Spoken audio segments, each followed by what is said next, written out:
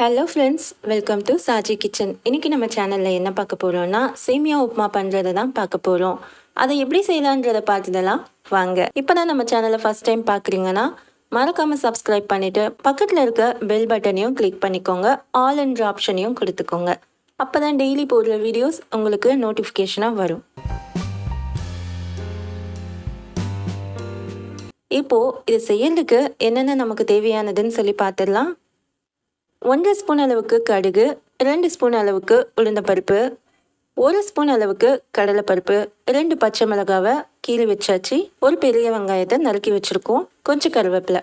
இப்போ stove on பண்ணிவிட்டு அதில் ஒரு கடாய் வச்சுட்டு 2 டேபிள் ஸ்பூன் அளவுக்கு எண்ணெய் விட்டுட்டு 1/2 ஸ்பூன் அளவுக்கு நெய் விட்டுக்கோங்க. நம்ம எடுத்து வச்சுருக்க கடுகையும் உளுந்த பருப்பையும் அதில் ஆட் பண்ணிப்போம். இது பொரிஞ்சு வரும்போது நம்ம எடுத்து வச்சுருக்க கடலை பருப்பையும் இதோட போட்டுப்போம்.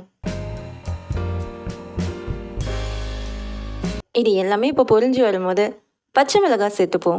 இப்போ நம்ம வெங்காயமும் சேர்த்துக்கலாம். எடுத்து வச்சிருக்க கருவேப்பிலையும் சேர்த்துட்டு நல்லா இது எல்லாத்தையுமே வதக்கி விட்டுக்கோங்க.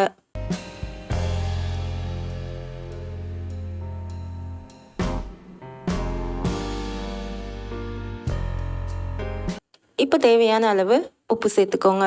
இதோட இதை நல்லா மிக்ஸ் பண்ணி விட்டுக்கோங்க. கொஞ்சம் வெங்காயம் வதங்கி வரட்டும்.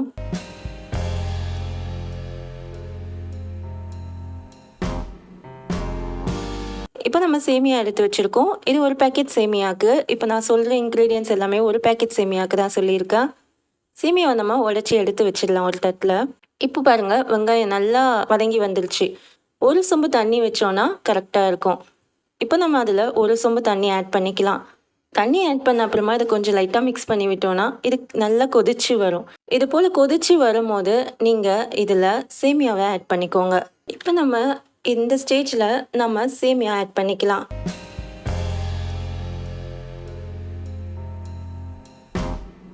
இதில் நம்ம எல்லா சேமியாவும் ஆட் பண்ணியாச்சு. இதை கொஞ்சம் பொறுமையாக நம்ம கரண்டியில் அழுத்தம் கொடுத்து விடுவோம். நம்ம ஃபாஸ்ட்டாக அதை திருப்பி விட்டோன்னா இது சேமியாலாம் எகிரும்.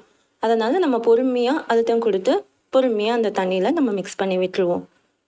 பாருங்கள், இது போல். இப்போ இது நல்லா கொதிச்சு சேமியா ரெடியாகி வந்துட்டோம். பாருங்கள், இப்போ தண்ணிலாம் வற்றி சேமியா நல்லாவே ரெடி ஆயிடுச்சு. சூப்பராக சேமியா உப்புமா ரெடி ஆயிடுச்சு. சேமியா உப்புமாவை இப்போ நம்ம சர்வ் பண்ணிடலாம். அருமையான சேமியா உப்புமா. இது கூட சக்கரை வச்சு சாப்பிட்டாலும் சூப்பராக இருக்கும், சட்னி வச்சு சாப்பிட்டாலும் நல்லா தான் இருக்கும். இந்த வீடியோ உங்களுக்கு பிடிச்சிருந்துச்சுன்னா இந்த சேனலை லைக் பண்ணுங்கள், ஷேர் பண்ணுங்கள், மறக்காமல் சப்ஸ்கிரைப் பண்ணுங்கள். தேங்க்ஸ் ஃபார் வாட்சிங்.